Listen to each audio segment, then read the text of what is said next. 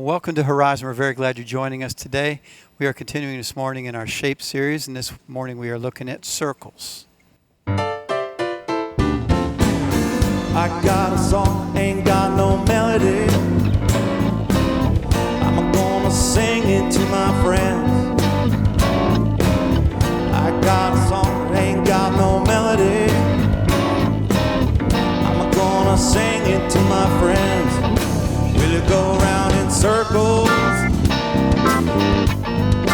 Will it fly high like a bird up in the sky? Will it go round in circles? Will it fly high like a bird up in the sky? I got a story, ain't got no moral. Let the bad guy win every once in a while. Got a story, ain't got no moral. Let the bad guy win every once in a while. Will it go round in circles? Will it fly high like a bird up in the sky? Will it go round in circles? Will it fly high like a bird up in the sky? I gotta dance, ain't got no steps. Gonna let the music move me around. I gotta dance, ain't got no steps. Gonna let the music move me around. Will it go round in circles? Will it fly high like a bird up in the sky? Will it go round in circles? Will it fly high like a bird up in the sky?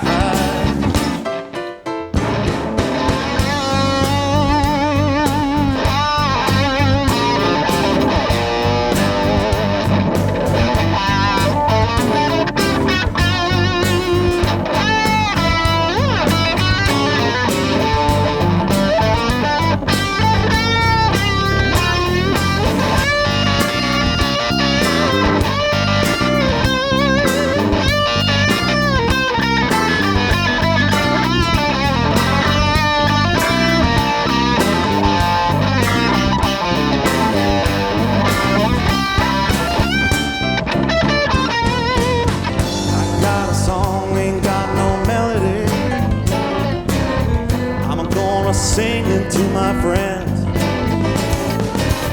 I got a song, ain't got no melody. I'm gonna sing it to my friends. Will it go round in circles? Will it fly high like a bird up in the sky? Will it go round in circles? Will it fly high like a bird up in the sky?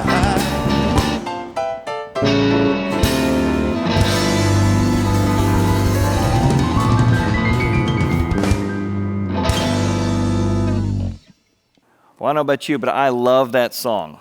And often I feel that song like I'm just going around in circles. Maybe it's a conflict with my wife. Maybe it's a disagreement with someone at the office. Or maybe it's in parenting. It feels like a three-ring circus sometimes, going around in circles in life. Well, the same thing is true with families. That's why we're doing this series called Shape, where we're trying to look at how to get our family into proper shape with new tools. And today we're looking at the circle. In fact, it feels like a three-ring circus around Horizon often because we've got online services in one circle, we've got services on the weekend at 9:15 and 10:45. Now we're adding high school students start this week.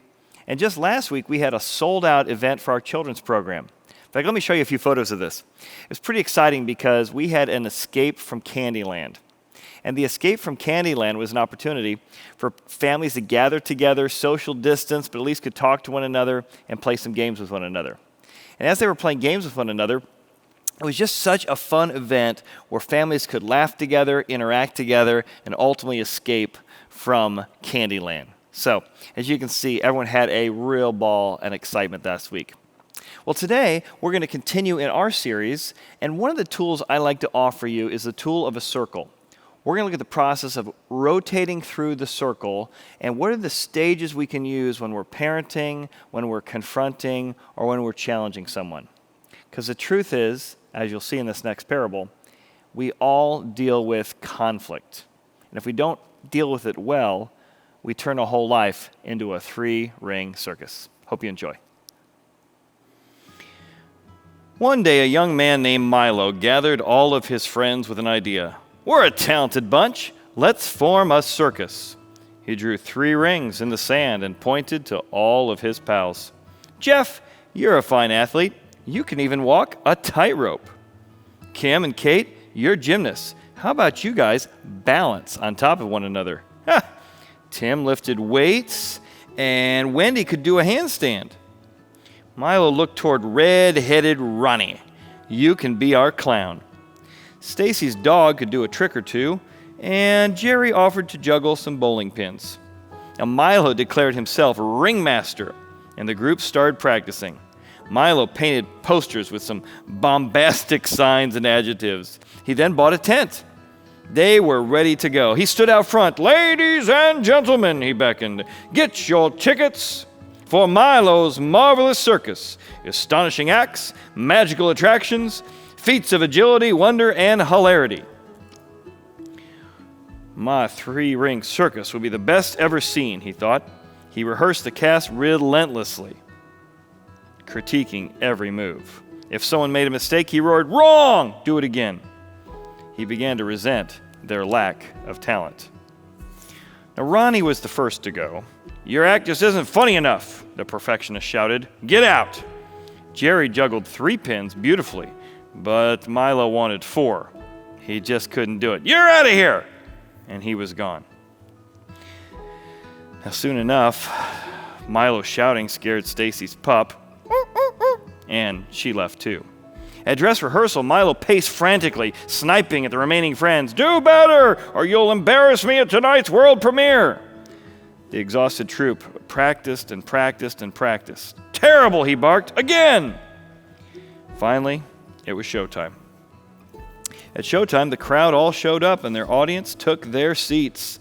The spotlight was cast, and in that moment, all of a sudden, Milo came out and he announced, the spotlight cast a perfect circle on the floor, and Milo marched confidently into it. Ladies and gentlemen, behold, I bring you Milo's marvelous circus.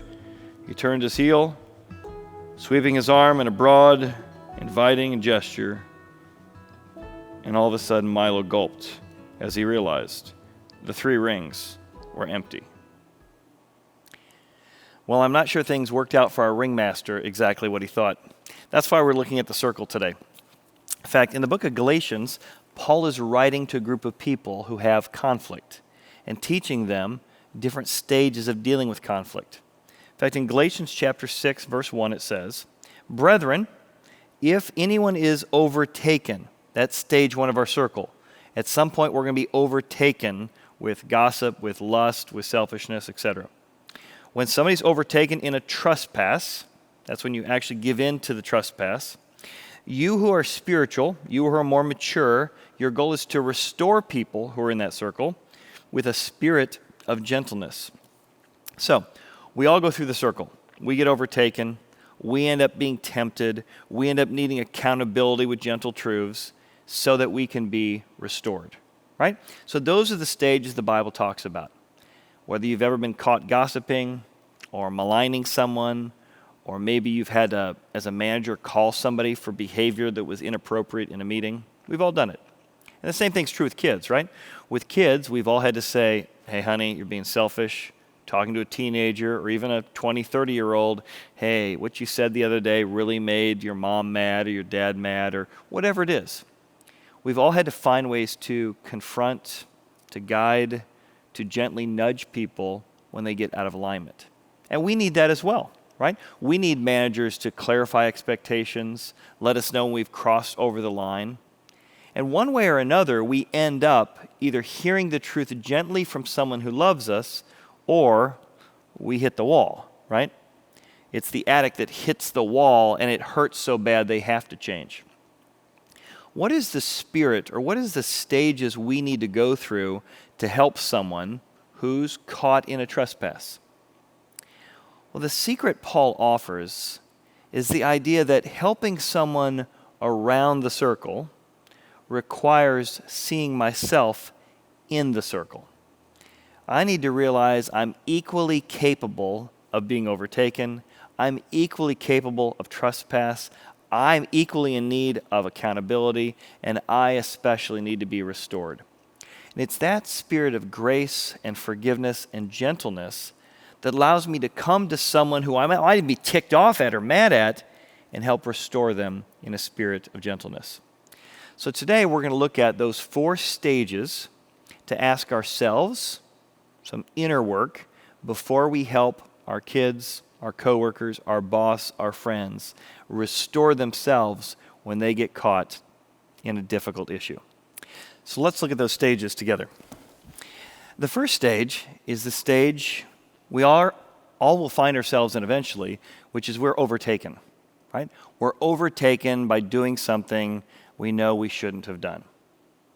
The question I want to ask myself when somebody else is overtaken is, would I be capable of being overtaken by something like this?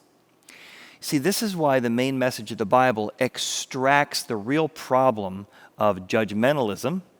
It extracts the real problem of self-righteousness. Of course we judge if something's right or wrong. Of course we evaluate if it's good behavior or bad behavior. How could we judge, though, without being judgmental? That's what's getting at here. That's why this question is so crucial. Look at it again. Overtaken. Would I be capable of being overtaken by something like this? What causes the ultimate conflict of self-righteousness is when I think, I would never do that. I would never be capable of that. And that doesn't create an environment for restoration. Now look how Paul says it.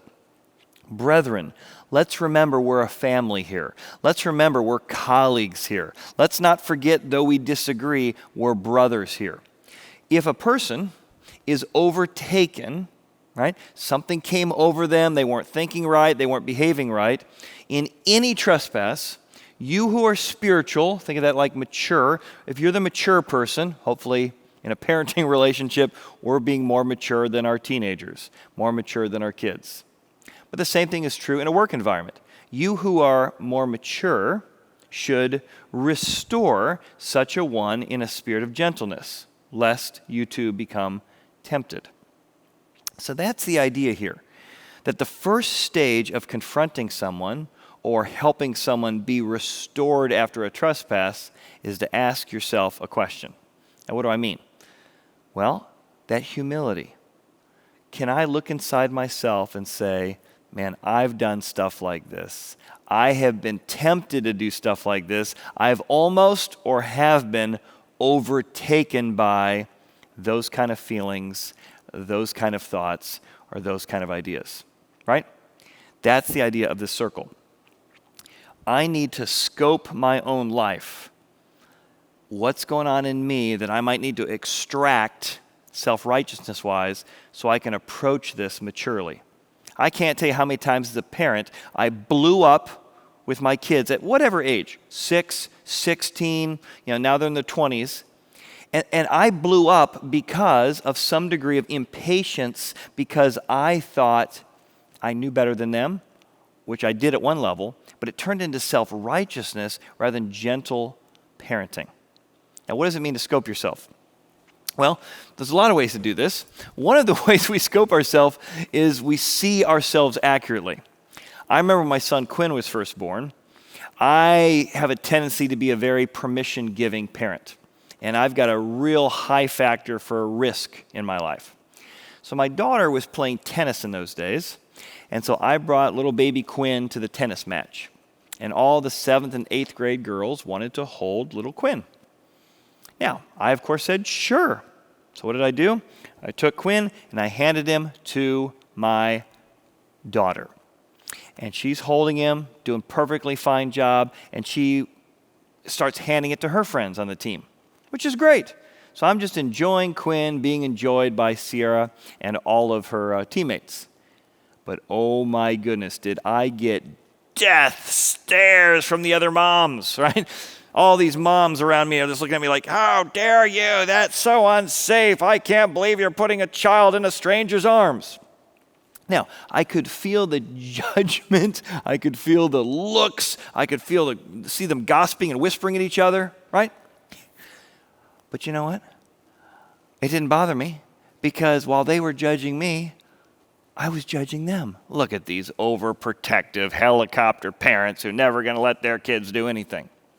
So see, at one level, I was judging them. Look how they're overtaken with fear, blah, blah, blah.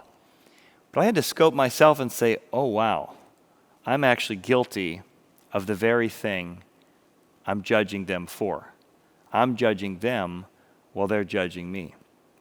And that's what happens often is we don't take a moment to scope ourselves and say, could I be overtaken by this, or have I already been overtaken by this? I'll give you an example recently.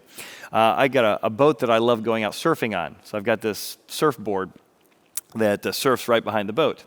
So I pull into this gas station. I'm filling up the boat, and I got my surfboard loose because I'm about to use it. I forgot to strap it back down. Well, right next to me in the gas station is a guy who pulls up in kind of a clunky old car. He looks at me and says, how's it going? I said, it's going great. As he turns to look at me, he's got a shirt that says, bite me on it. And I remember thinking to myself, now that's classy. And in my heart, I'm starting to judge this guy. I'm making all kinds of evaluations about who he is, what kind of person buys a shirt like that, wears a shirt like that. I'm evaluating his car, his lifestyle, all kinds of assumptions. I have now been overtaken with the sin or the trespass of judgmentalism and self-righteousness. Well, I hop in my car, didn't think much of it, start driving down to the marina. And all of a sudden, sure enough, Mr. T-shirt guy pulls up next to me in his car, and he starts knocking on the window, waving at me. And I'm like, so I roll down the window, and he says, hey, your wakeboard fell out, or your surfboard fell out a couple blocks back. You might want to go back and get it. And I'm like, oh, man, well, thanks. And all of a sudden, it struck me. This guy I had judged, this guy I felt superior to, this person that I had been mocking in my own mind was a kind person who saved me time, energy, and money because I went back and picked up the board that had fallen off my boat. Now, haven't you done that? Maybe in a different way. But what would it look like before we parent, before we confront, to start by scoping ourselves and asking, would I be capable of the same kind of issue, gossip, maliciousness, division, lying, that the person I'm about to address is? All right? So stage one is overtaken. After we're overtaken by these feelings or thoughts, we actually get tempted or trespass, and that's stage two. The second stage is what it means to be tempted. Right? It's one thing to be overtaken, but now I'm tempted, or my kids have given into temptation, a colleague has given into temptation. What's the question we need to ask ourselves before entering into a discussion or a dialogue or a disagreement? Well, I think here's the question. Have I been forgiven for this and more? Again, it's going to just take another level of self-righteousness out of it, which is, okay, I've been tempted and needed forgiveness. Might this person have been tempted and need forgiveness? See the difference between that and being punitive? Even in parenting. How often is our parenting punitive? I can't believe you annoyed me. I can't believe that you did this. I can't believe you inconvenienced me. We may not say it that way, but that's what's coming out of us, our nonverbals and our voice. But if instead we pause for a moment and say, have I been forgiven for this and more? It will bring a different tonality, a different gentleness to the temptation. All right, so what does Paul say about this? Well, again, I need to turn to forgiveness, so how do I help this person turn back to forgiveness? Notice, brethren, when anyone gets overtaken by, and notice the word any trespass, because many of us have a list in our mind. These are the little things, the things I do, and these are the big things, what they did, what my ex did, what my kids are doing, whatever, right? But look at how the Bible says, no, if they're overtaken with any trespass, it doesn't matter what the size or scope it is, I want you to approach it this way. And the word trespass you might recognize from the Lord's Prayer, right? Forgive us our trespasses as we forgive those who trespass against us. It's the idea of temptation, to trespass, to cross over the line. He says, when you realize someone's been tempted or trespasses, start by examining yourself. Look how he says it.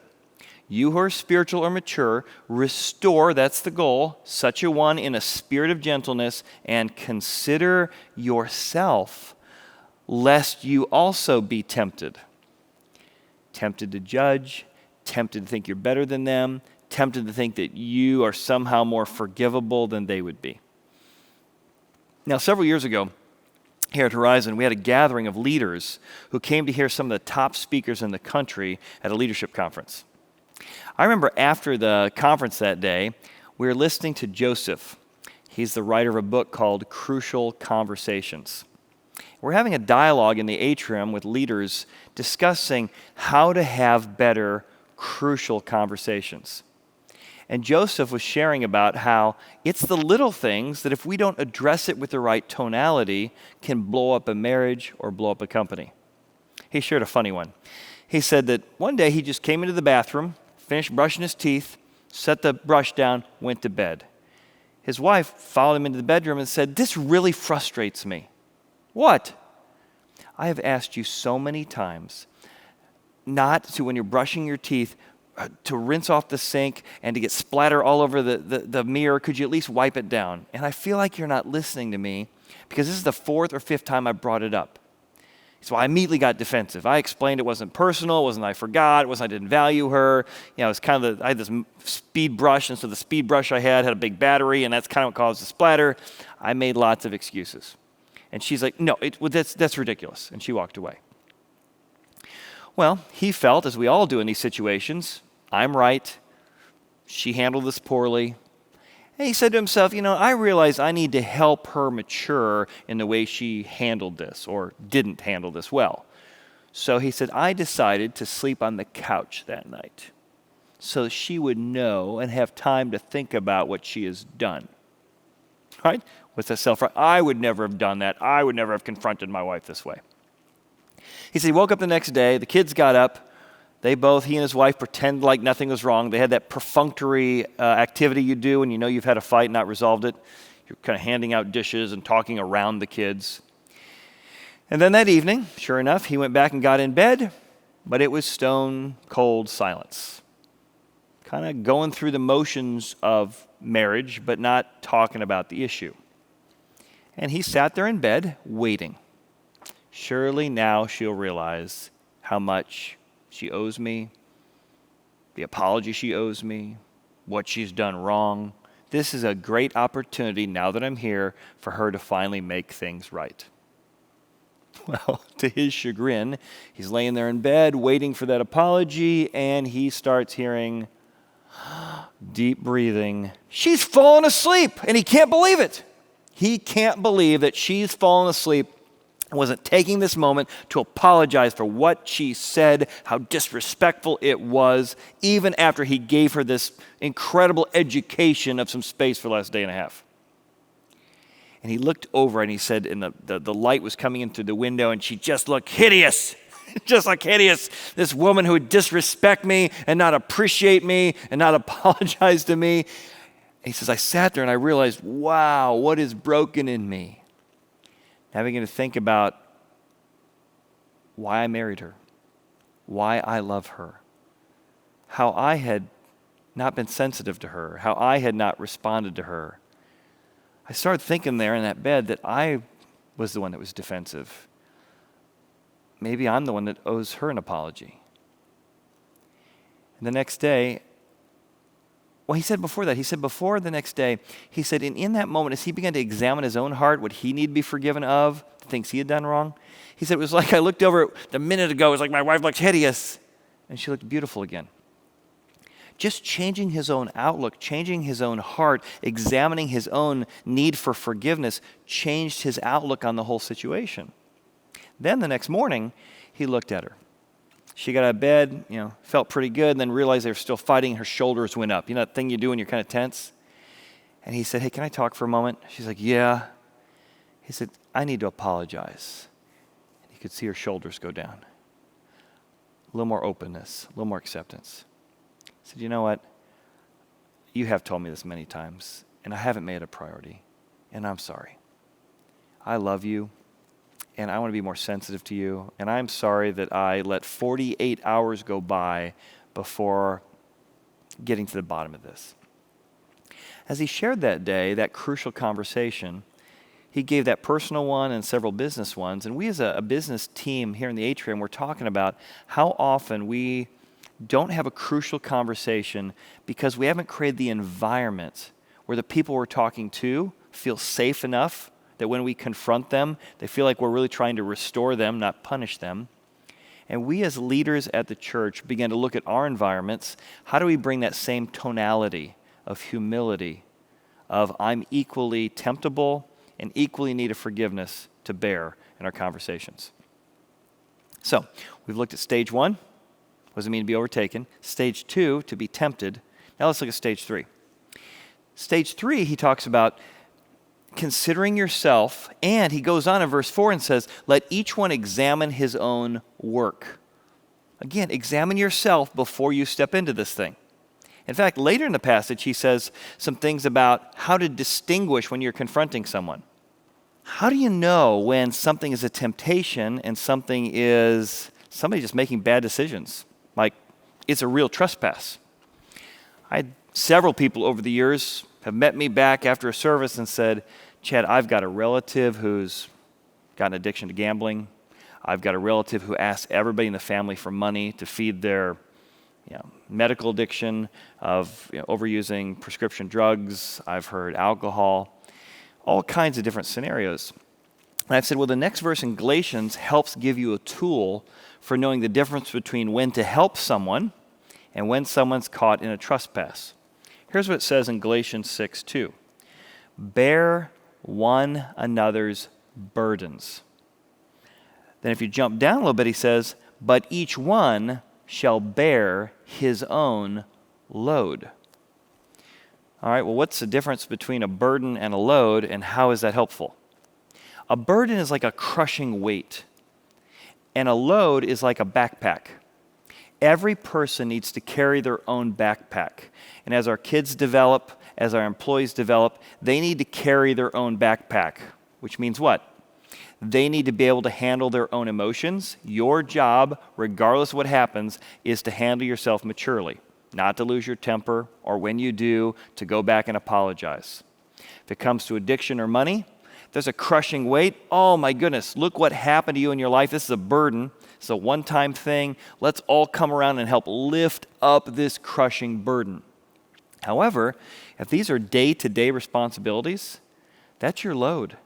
And if I help you with your backpack, your load, I'm going to actually cripple you mentally or psychologically because you're not learning to carry your own weight. So when I shared that day, it was so helpful for my friend to go, okay, so when I'm looking at the situation, is this a temptation? Well, I think this is their load. So they're tempted to be lazy or to be addicted or to push off responsibility. I need to confront here because it's a load they're trying to push off. Or, no, this is a burden. This is a crushing weight. This isn't a trespass issue. I want to step in and help. So I found that very, very helpful from Galatians 6, distinguishing between a load and a burden. Now let's move to the third stage. Overtaken, trespass, now accountability. You see, we all need truth to come into our life to be accountable. Sometimes truth comes through consequences when it's too late or it's too painful. We need friends and parents and bosses and colleagues who love us enough to bring truth into our life to hold us accountable before we end up in a shipwreck. So the next stage of accountability speaks to truth. So we go around the circle. Accountability means I need gentle truths spoken to me. And you do too. And that's the question you can ask yourself in these scenarios. How would I want someone to bring an issue like this to me? Meaning, what if you are on the other end of this? What if you were the one who got caught gossiping or sending an email where you said malicious things about someone that was inappropriate? If you had done that, and you know you're capable of it, I know I am too, how would you want someone to confront you, to hold you accountable, to bring the truth to bear in your life? If you think about that idea, then how do I do unto others like I would want them to do unto me? That's the idea he's getting at here in Galatians. Brethren, if a man is overtaken in a trespass, you who are spiritual, restore such a one. How? In a spirit of judgmentalism? No. In a spirit of self-righteousness? No. In a spirit of gentleness. Well, where's that gentleness coming from? This person has ticked you off. This person has made you mad. This person has harmed you financially or whatever. That gentleness comes from those questions of extracting the self-righteousness. Would you say you parent out of gentleness? Would you say manage out of gentleness? What is gentleness anyway? I heard a definition one time of gentleness, which means to adjust your grip to the person you're holding hands with. If you're going to shake hands with a 3-year-old, you would change your grip. If you were doing a handshake with somebody your age, you might have a firm handshake. Gentleness is adjusting your grip to the circumstances you're in. And we need someone who can bring truth and accountability to us with a spirit of gentleness. Now, the next idea we look at here is restoration. Remember, the goal's not punitive, the goal's to restore people. Just like you and I would want to be restored, which is the question. Do I need help being mended at times? In fact, that's what's fascinating about the concept or the word choice Paul uses here. The idea of being mended, that we're going around the circle to be restored, is I was broke, I'm now put back together again. He says, you who are spiritual, restore. And the word restore is the same concept that we might have of putting a bone back together. You ever broken a bone? You ever had a kid? Ever had a grandchild who's broken a bone? When the bone breaks, it has to be reset. So what we're trying to do when we're parenting or confronting someone is reset things into the right place. What's amazing is when that bone heals, if it's set correctly, it can actually heal stronger than it was before. And that's why when we embrace our own brokenness, when we bring truth and accountability into people's lives, we're not trying to punish them as much as restore them and strengthen an area in their life that they might be weak, that they might have had a weak temptation, they might have had a weak conscience, they might have had a weak character quality. So we're trying to restore or mend or put them back together stronger than before. I heard an interesting quote from John Legend. He was describing his kind of journey through relationships and being unfaithful. It was with his current wife that he's finally beginning to embrace faithfulness. But it took accountability. It took a journey of making a lot of mistakes to get to that point. Here's what he says. At a certain point, you just realize you're happier being honest. Not all that lying and deceiving. You're happier being faithful and being in love with one person instead of trying everything else. At a certain point, I just decided that person was Chrissy, and I decided I wasn't going to mess with somebody else anymore. So what happened? Accountability. He got restored. Now, what was he restored from? He was restored from being unfaithful, being a liar, being somebody who wasn't dependable, to being someone who's now walking on a different path. I loved how honest that was. What would you and I write if we were to say, I need to be mended or restored? What are the weak spots in my character, the weak spots in my will or my thoughts or my emotions? And what level of accountability do I need from God, from others, from the people around me to be restored? Now, to do that, I want you to look at maybe 4 statements. And these 4 statements, I think, are helpful in being to diagnose this together. So in your mind, circle one of these on the screen, or just think to yourself, what is the thing of these 4 I most need? So what are those? 1, would you circle, I am capable? You say, I would not. I don't think I'd ever be capable. Well, one of the things the main message of the Bible does is it brings humility. Because it says, whatever you're doing wrong, every trespass has different consequences, but any trespass is equally bad before God. What? Jesus says to murder someone is bad, but to hate someone in your heart is like murdering them in your heart. He puts them on the same playing field. They're equally bad. Would you maybe need to say to God, God, would you help me see that I am capable of whatever this person did to me and bring humility into my life? Maybe you want to circle the next one. I am fully forgiven.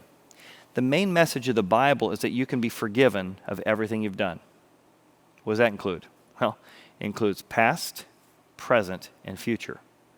It's in that place that I've been fully forgiven for what I've done that I'm then allow myself to extend that to work it out with someone else. You're not going to want to work it out or restore someone else if you don't realize how much you've been forgiven for. 3rd statement. Maybe you want to circle this one. I need accountability. Right? If you're honest, aren't there secrets in your life? There's secrets in my life. There's ways I've gotten wayward. I need accountability, and I need someone who loves me enough to say those truths, say those things gently and firmly. Maybe you need to say, I need accountability. So even though I have a tendency to be a people pleaser, that relative, that coworker, that son or daughter needs accountability too. And I need to speak these truths that I've been holding back. Lastly, maybe you want to circle the last one. I need to be restored. Did you know that's the main message of the Bible? Jesus came from heaven to earth to restore us in relationship to God. God was crying from heaven, I want to work it out with you. And I made a way to work it out. Forgiveness through Jesus and leadership and truth in your life. Maybe you want to pray with God right now and say, God, let's work things out between you and me so that I can be empowered to work it out with others. Let's pray together. Father, thank you for your forgiveness. Give each person listening to this a reminder of their own fallenness and their need for forgiveness, but the promise of your grace. God, that you are willing to go to all ends to work it out with them so they could do the same with others. In Jesus' name, amen.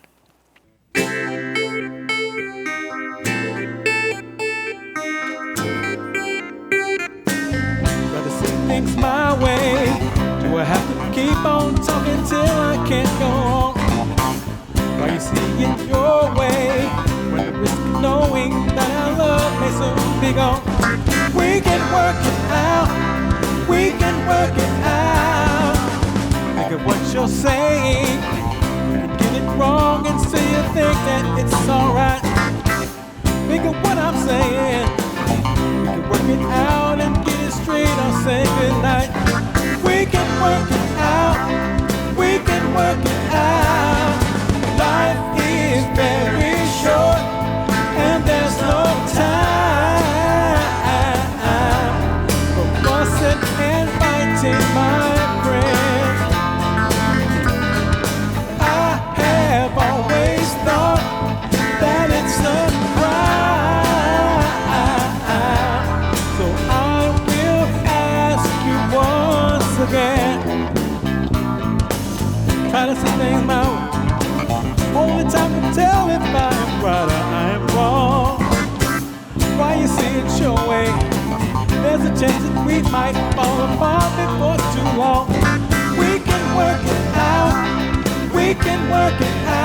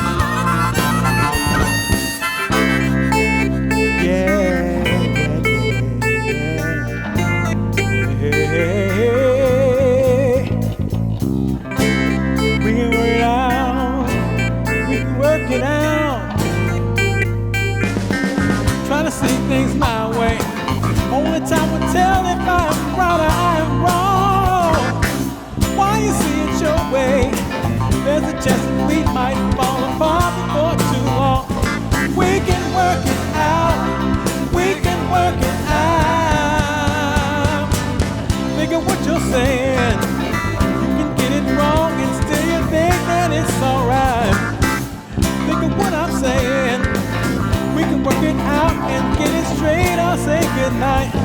We can work it out. We can work it out. We can work it out. We can work it out. We can work it out. We can work it out. We can work it out. We can work it out. We can work it out. We can work it out. Work it out.